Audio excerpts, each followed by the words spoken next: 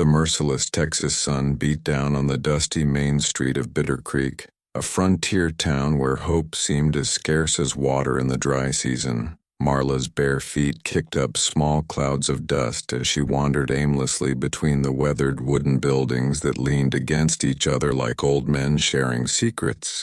Her torn dress, once perhaps a vibrant blue, had faded to the color of old bones, and her dark hair hung in matted strands around shoulders that seemed too fragile to carry the weight of her experiences. She had been walking for 3 days now, surviving on scraps of food and rainwater collected from broken barrels behind the general store. The wounds on her feet bled through the accumulated grime, but she had learned to ignore the pain.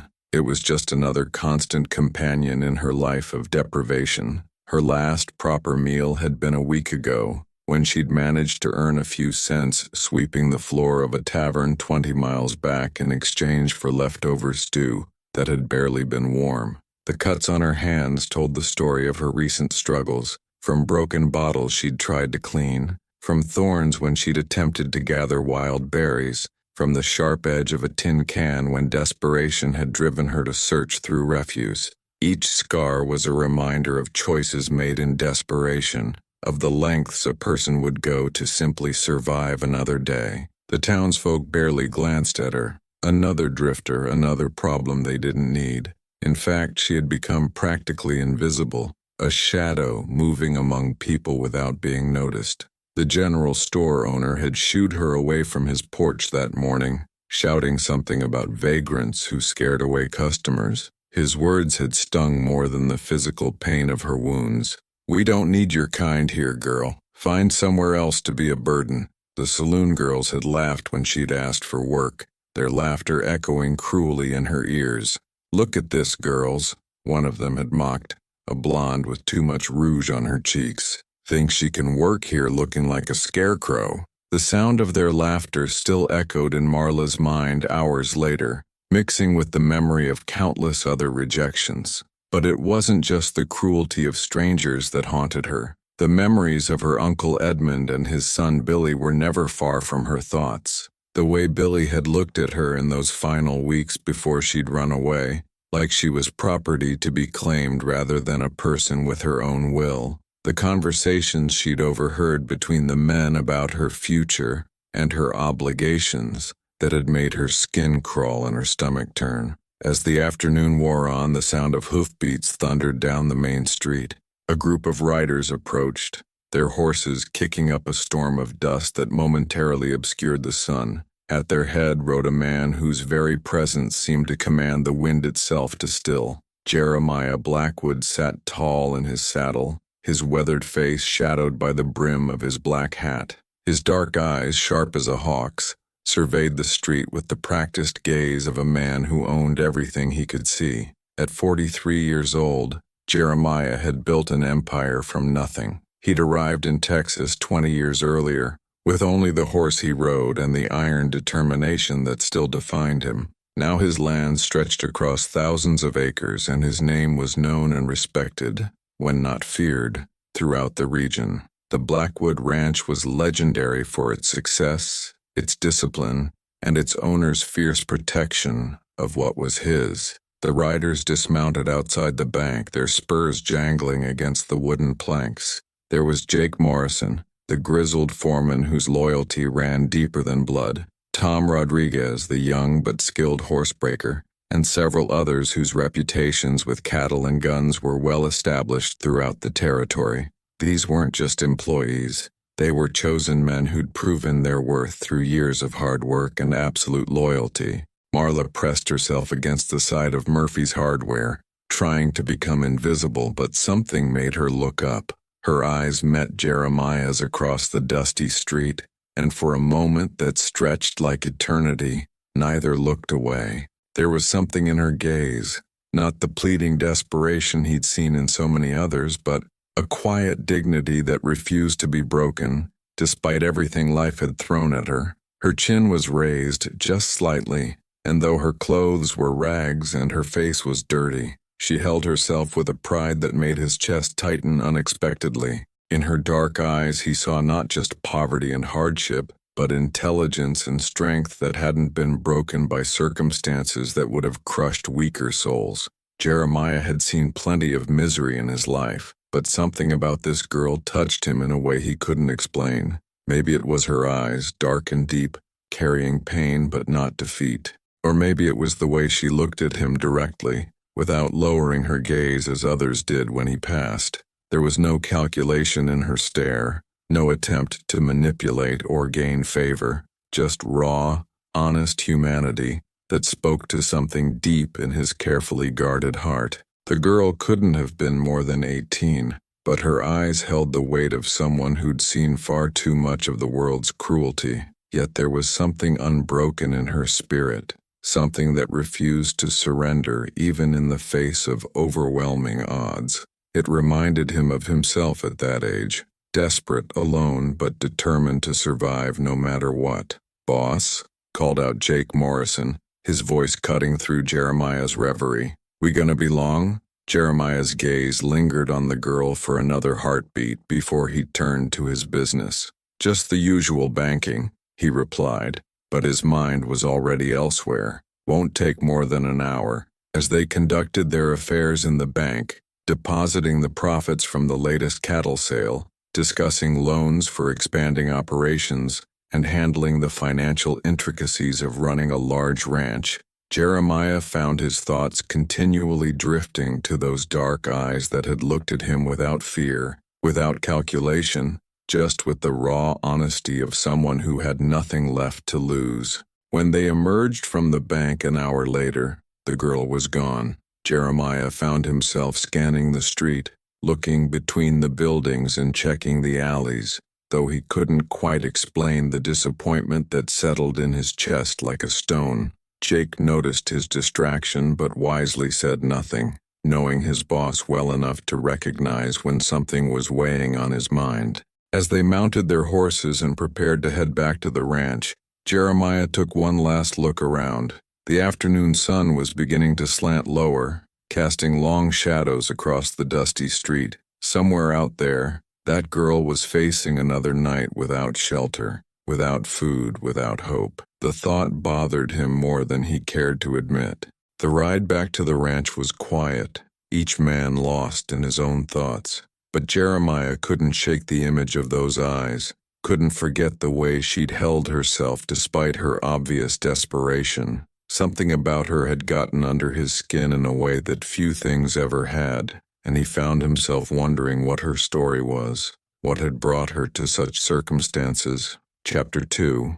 The Outstretched Hand. That evening, as the sun painted the sky in brilliant shades of orange and red, Marla found herself at the edge of town, where the road split into two diverging paths. One led back toward the cruel world she'd known, toward the towns and cities where she'd be just another face in the crowd of the desperate and forgotten. The other disappeared into the vast Texas landscape, toward unknown territories and uncertain futures. She sat on a fallen log, her arms wrapped around her knees, watching the last light fade from the sky. The evening air was cooling, bringing blessed relief from the oppressive heat of the day, but she knew that soon the desert night would bring its own challenges. She'd spent enough nights shivering under the stars to know that survival took constant vigilance. Her stomach cramped with hunger, a familiar sensation that had become her constant companion. She'd found a few berries earlier,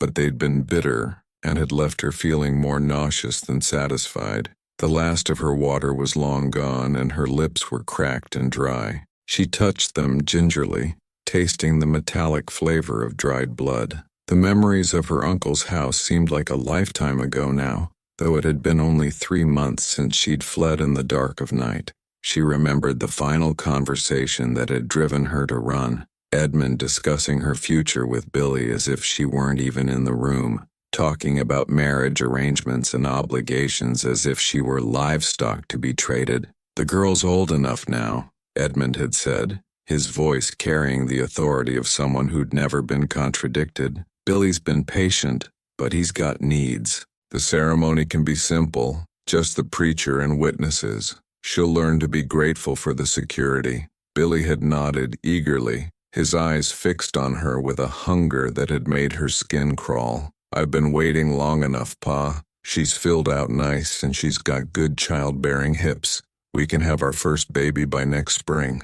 The casual way they'd discussed her body, her future, her very existence without ever considering her feelings or desires had filled her with a rage so pure it had surprised her. That night, she'd gathered what little she could carry and slipped away while they slept, leaving behind the only life she'd known for the uncertain promise of freedom. Now sitting alone as darkness gathered around her, she wondered if she'd made a terrible mistake. Freedom was a luxury that required resources she didn't have. Independence meant nothing if you died of starvation or exposure. Maybe Billy wouldn't have been so bad. Maybe she could have learned to endure it, to find small happinesses in the spaces between his attention. But even as these thoughts crossed her mind, she rejected them. She'd rather die free than live as someone's property, someone's breeding stock. The very thought of Billy's hands on her body made her shudder with revulsion. No, whatever happened, she wouldn't go back to that life. The sound of a single horse approaching made her look up, her body tensing for flight. But as the rider came into view, she recognized the imposing figure of Jeremiah Blackwood, his silhouette unmistakable against the star-filled sky. He rode slowly toward her, his movements careful and non-threatening, as if he were approaching a spooked animal. He dismounted a respectful distance away, his boots crunching on the dry grass. For a moment, they simply looked at each other in the gathering twilight, two people separated by circumstances but connected by something neither quite understood. "You got a name, girl?" His voice was deep, roughened by years of commanding men and cattle under the harsh Texas sun, but there was a gentleness to it that surprised her. "Marla," she replied, her voice barely above a whisper but steady. "Marla Cross." He nodded slowly, studying her face in the fading light. There was something in his expression that she couldn't read. Not pity, exactly, but a kind of understanding that suggested he'd known his own share of hardship. "What happened to your family?" The question hung in the air between them like a challenge. Marla felt the familiar tightness in her chest, the reflexive urge to deflect or lie, but something in his steady gaze encouraged honesty. "They decided I wasn't worth keeping around," she said finally, the words coming out flat and matter-of-fact, as if she'd accepted this truth long ago. "My uncle, he had plans for me that I couldn't live with." Jeremiah's jaw tightened almost imperceptibly. He'd heard enough stories from other ranch hands, from women who'd worked in the towns, to understand what kind of plans a man might have for a young woman under his control. The protective instinct that rose in him was surprising in its intensity. "What kind of plans?" he asked, though he suspected he already knew the answer. Marla's hands clenched into fists in her lap. "He wanted to marry me off to his son. Said it was my duty, my obligation, that I should be grateful for the security." Her voice carried a bitter edge that spoke of arguments fought and lost. "Billy, he's not a good man, Mr. Blackwood. He's cruel and selfish, and he looks at women like they're things to be owned." Jeremiah felt something twist in his gut. He'd built his reputation on fair dealing and honest work, had surrounded himself with men who shared those values.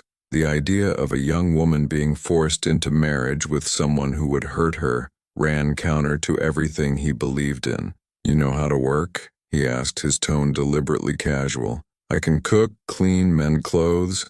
I'm good with animals. Always have been. I can tend gardens, preserve food, do washing and ironing." She looked up at him with those same unflinching eyes. "I don't take charity, Mr. Blackwood. If you're offering work, I'll earn my keep." A ghost of a smile touched his lips. He'd expected as much. The pride in her bearing had told him she wasn't the type to accept handouts.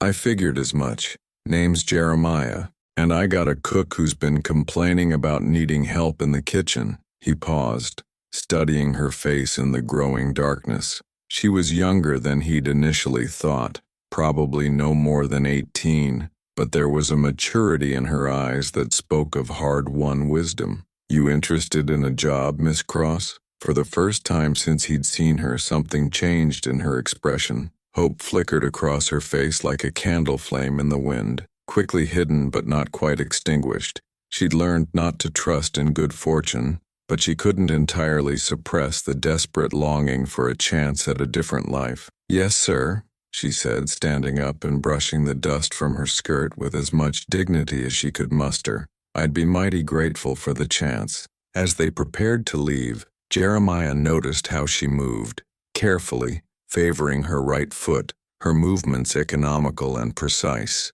She was hurt, probably had been for some time, but she bore it without complaint.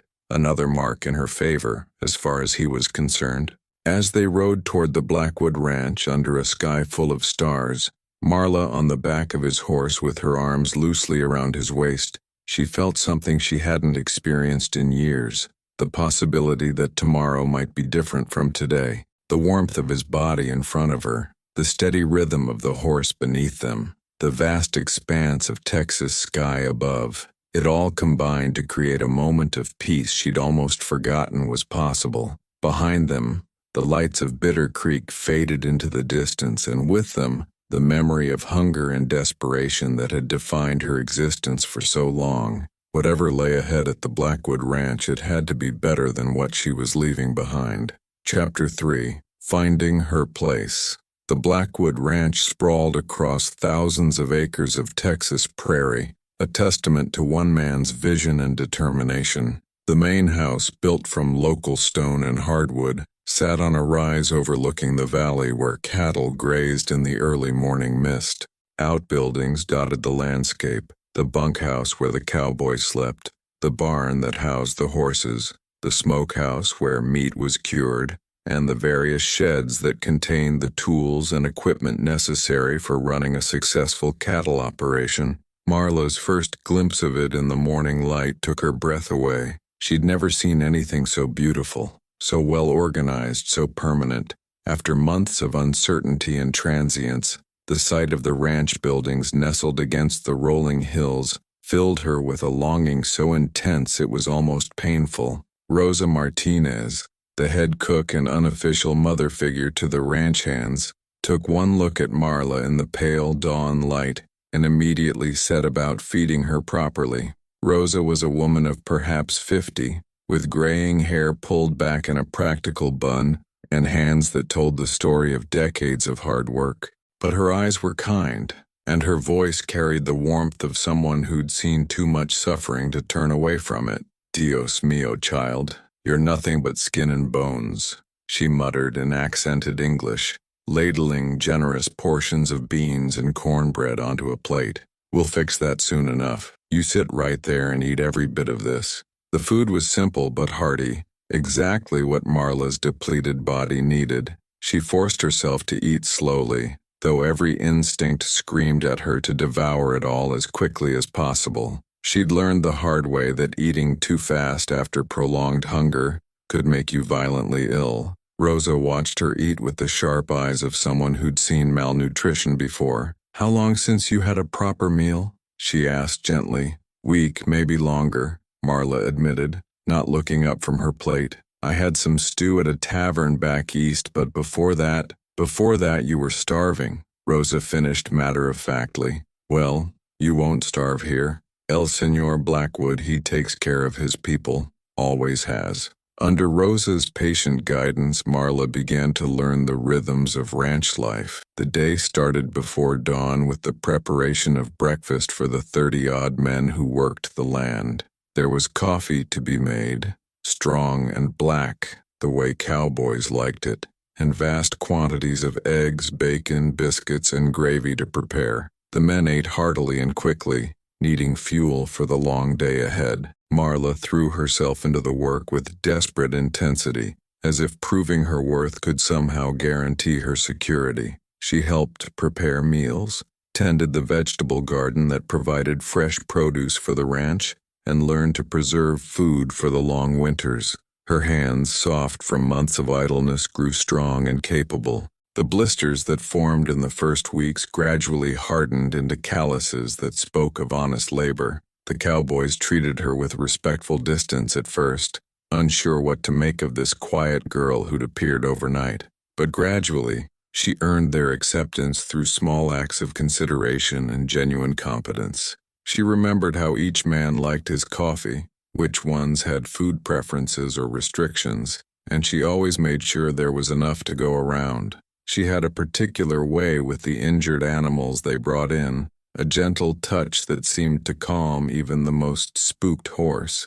When Luke Patterson's favorite mare was having trouble birthing a difficult foal, it was Marla who stayed up all night whispering soothing words and guiding the process with steady hands. When the foal finally emerged, healthy and strong, Luke had tears in his eyes. "You got a gift, Miss Marla," he told her, his voice thick with emotion. "That mare, she trusts you. Animals, they know people, you know. They know who's good and who ain't." Jeremiah watched it all from a distance, saying little, but noting everything. He saw how she never complained about the hardest tasks, how she shared her portion when someone else was still hungry, how she sang soft songs while she worked that somehow made the whole ranch feel more like home. Her voice wasn't professionally trained, but it carried a haunting quality that spoke of experiences beyond her years.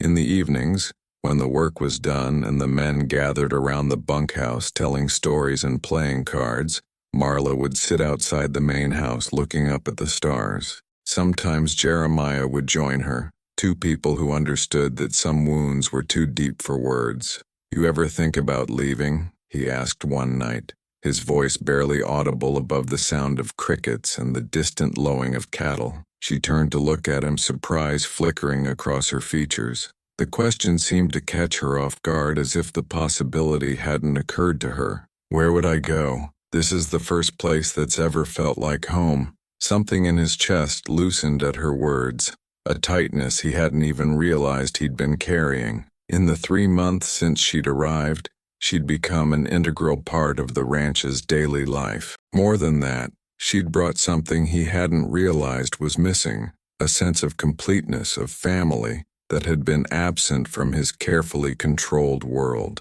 "Good," he said simply, "because I'd hate to lose you." It was the closest he'd come to telling her what she was beginning to mean to him, not just as a worker, but as someone who had brought light back into his life. The realization had been gradual, creeping up on him over weeks of shared meals and quiet conversations. She'd become precious to him in ways he was only beginning to understand. As the weeks passed, Marla found herself settling into a routine that felt more natural than anything she'd ever experienced. She woke before dawn to help Rosa with breakfast, spent her days working in the garden or helping with various ranch tasks, and ended each evening with a sense of accomplishment that was entirely new to her. The other women in the area, the few ranch wives and town ladies she occasionally encountered, treated her with cautious respect. They knew she worked for Jeremiah Blackwood, and that was enough to ensure civil treatment. But she could see the questions in their eyes,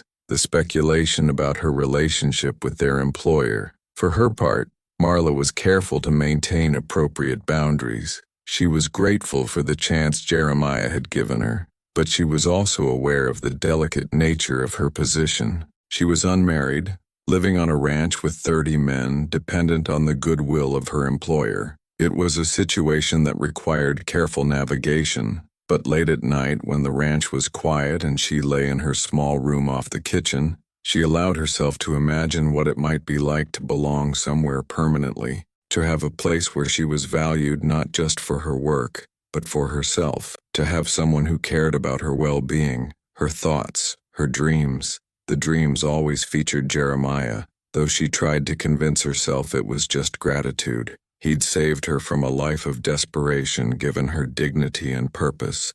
It was only natural that her thoughts should turn to him, but deep down she knew it was more than that. She was falling in love with him, slowly and surely, despite all the reasons why it was impossible. Chapter 4. Shadows from the Past.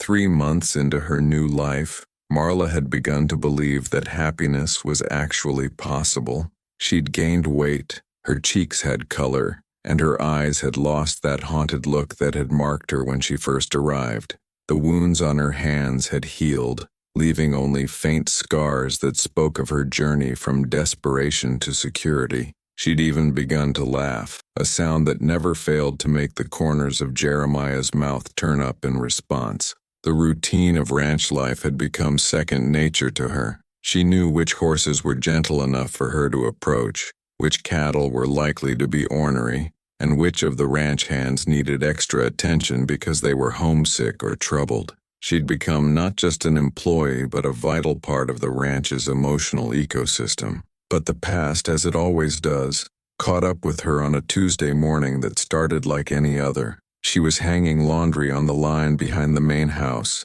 humming one of the songs Rosa had taught her, when she spotted riders approaching on the main road. At first, she thought nothing of it. Visitors were common enough, whether they were neighboring ranchers, traveling salesmen, or men looking for work. But as the riders drew closer, her blood turned to ice. She recognized the lead rider's posture, the way he sat his horse with the arrogance of someone who'd never been told no. Edmund Cross, her uncle, followed by his son Billy and a town sheriff she didn't recognize. The clothespins fell from her suddenly nerveless fingers as memories came flooding back. Billy's leering face as he'd cornered her in the barn. Edmund's voice discussing her like she was livestock. The suffocating sense of helplessness that had driven her to flee into the night. Her hands began to shake, and she had to grip the laundry line to keep from falling. "Marla," Edmund called out, his voice carrying false cheer across the yard. "There you are, girl. We've been looking everywhere for you." The sound of his voice made her stomach clench with familiar dread. She'd hoped, prayed, that they'd given up looking for her, that she'd covered her tracks well enough to disappear completely. But here they were, proof that the past was never truly dead. Jeremiah appeared from the barn, his face darkening as he took in the visitors. He'd been checking on a mare that was close to foaling, but the tension in the air was thick enough to cut with a knife. He'd seen men like Edmund before, soft around the middle, with greedy eyes and hands that had never done honest work, the kind of men who measured everything in terms of profit and loss. "Mr. Blackwood," Edmund continued, tipping his hat with exaggerated courtesy, "I'm Edmund Cross, this girl's guardian. I've come to collect her." The word collect hit Jeremiah like a physical blow. Not visit or check on or speak with. Collect, as if Marla were a misplaced piece of property. His hand moved instinctively toward his gun, though he kept his voice level. "That's so?" Jeremiah's voice was dangerously quiet, the tone he used when he was fighting to control his temper. "And where were you when she was sleeping in the streets?" The sheriff, a nervous man named Porter, who clearly wished he was anywhere else, cleared his throat. "Sir, I understand your concern, but legally she's still a minor, and Mr. Cross has proper guardianship papers." He pulled out a folded document, yellowed with age and bearing official seals. "Says here she's been in his care since she was 12, after her parents died. He's got every right to take her home." Marla found her voice, though it came out shakier than she would have liked. "I ain't going back. You can't make me." Edmund's face hardened, the false cheer dropping away to reveal the cold calculation beneath. "Now see here, girl. You're coming home where you belong. We got plans for you. Billy's been real patient, waiting for you to come to your senses." The implication hit Jeremiah like a physical blow. He stepped forward, his hand resting on his gun. "What kind of plans?" "Billy's of marrying age," Edmund said, as if this explained everything. "They've been promised to each other since she was 12. It's all proper and legal. The girl's got obligations, responsibilities. She can't just run off and expect to avoid her duties." Billy, who had been silent up to this point, finally spoke. His voice was nasal and whining, exactly as Marla remembered it. "I've been waiting long enough, Pa. She's caused enough trouble with her running away. Time she learned her place." "I never promised anything." Marla's voice cracked with emotion. "I was 12 years old. I couldn't promise anything. And I won't marry him. I won't go back to being treated like property." The memories came flooding back. Billy's wandering hands when the adults weren't looking, his crude comments about her developing body, the way he'd looked at her like she was something to be consumed. The thought of being forced into marriage with him, of having to submit to his touch for the rest of her life made her physically ill. The tension in the air was thick enough to cut. The ranch hands had begun to gather, drawn by the raised voices and the obvious conflict. Jake Morrison spat into the dust and adjusted his gun belt, his weathered face set in grim lines. Tom Rodriguez moved to flank the visitors, his hand resting casually on his weapon. These men had come to think of Marla as family, and they weren't about to let her be dragged away by force. "You got 30 seconds to get off my land," Jeremiah said, his voice deadly calm. "And if you ever come back here, you won't be riding out." Sheriff Porter's hand moved toward his weapon, but he froze when he realized he was outnumbered 10-1 by armed men who clearly weren't going to back down. His horse shifted nervously beneath him, sensing the tension. "This ain't over," Edmund snarled, his face flushed with anger and frustration. "She's my ward, and I got the law on my side. You can't keep her here against her legal guardian's wishes." "Watch me," Jeremiah replied, his tone leaving no room for argument. Billy leaned forward in his saddle, his eyes fixed on Marla with a hunger that made her skin crawl. "You'll come back, Marla. You got nowhere else to go.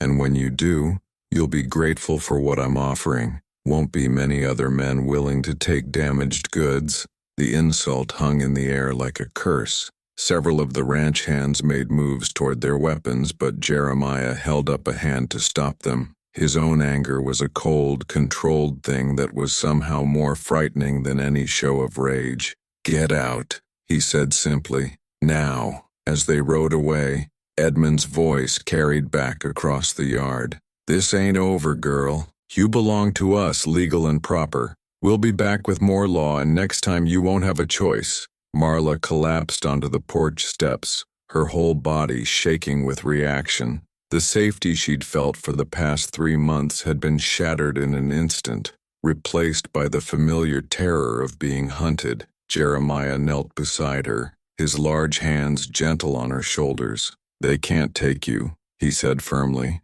"I won't let them." But even as he spoke the words, they both knew that sometimes the law and justice were two very different things, and Edmund Cross had made it clear that he intended to use every legal means at his disposal to reclaim what he considered his property. Chapter 5. The stand word came 3 days later through Jake Morrison, who'd ridden into town to gather information. Edmund Cross had returned to Bitter Creek with more men and a federal marshal named Harrison. They were claiming that Jeremiah was harboring a runaway ward and threatening to bring charges against him if he didn't produce her within 24 hours. "Federal marshal's got teeth," Jake reported grimly. "He's got papers from the territorial government, and he's talking about obstruction of justice if we don't hand her over." The news hit the ranch like a thunderbolt. For 3 days they'd been preparing for Edmund's return, but the involvement of federal law enforcement changed everything. This wasn't just about a local dispute anymore.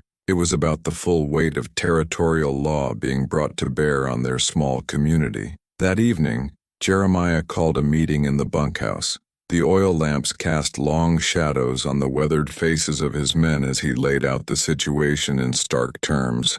These weren't just employees. They were men who'd chosen to follow him, who'd built their lives around the ranch and the values it represented. "Federal marshal's coming tomorrow," he said without preamble. "He's got papers that say I'm breaking the law by keeping Marla here.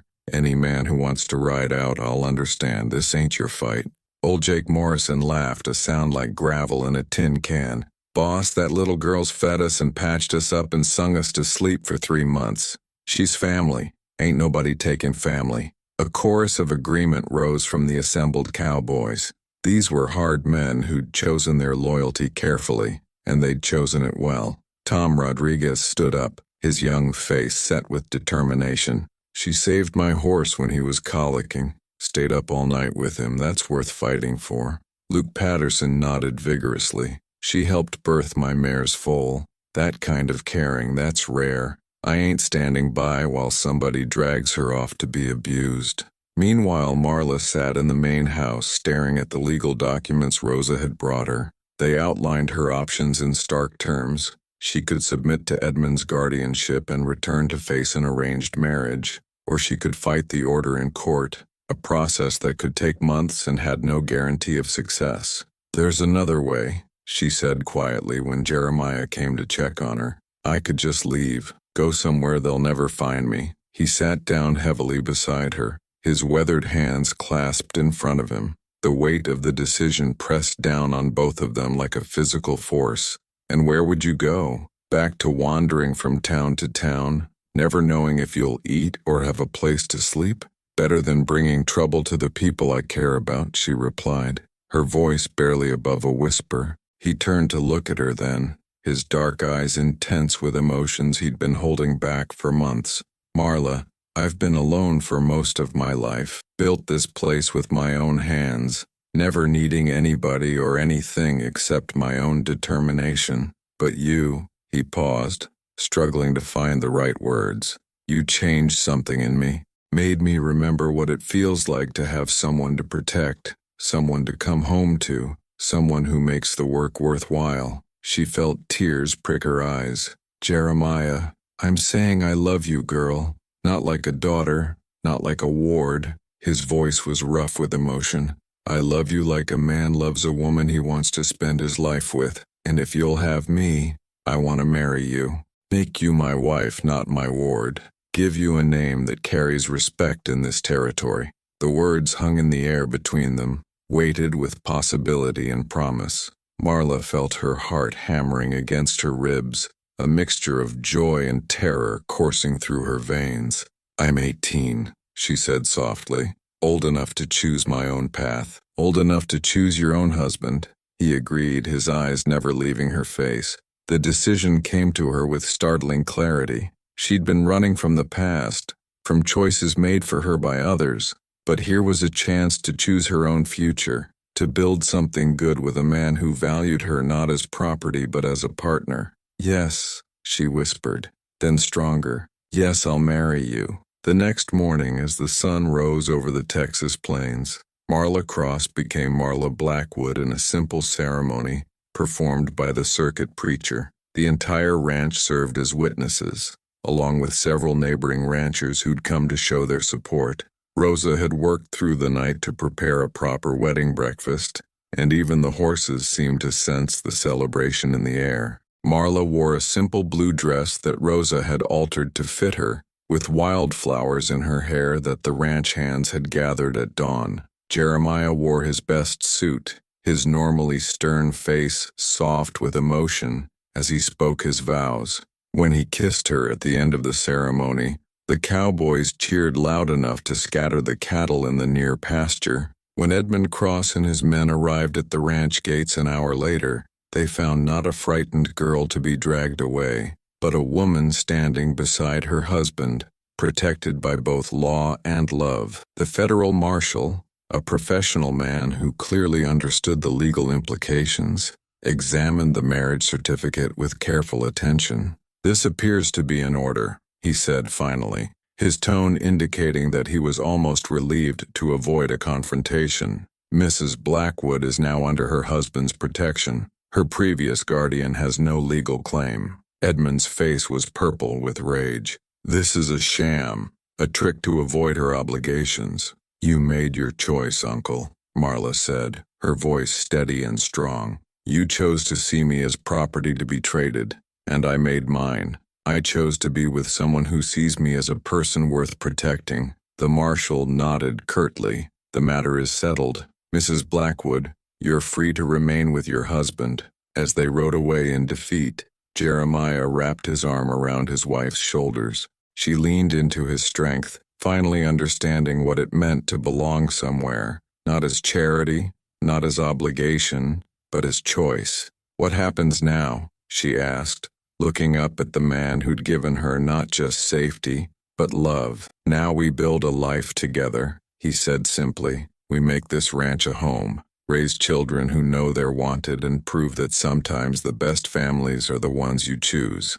In the distance, the church bells of Bitter Creek rang out across the prairie, their sound carrying on the wind like a promise of new beginnings. The cattle baron had given her a place to belong, but she had given him something even more precious, a reason to make his house a home. And for the first time in her life, Marla Blackwood was exactly where she was meant to be,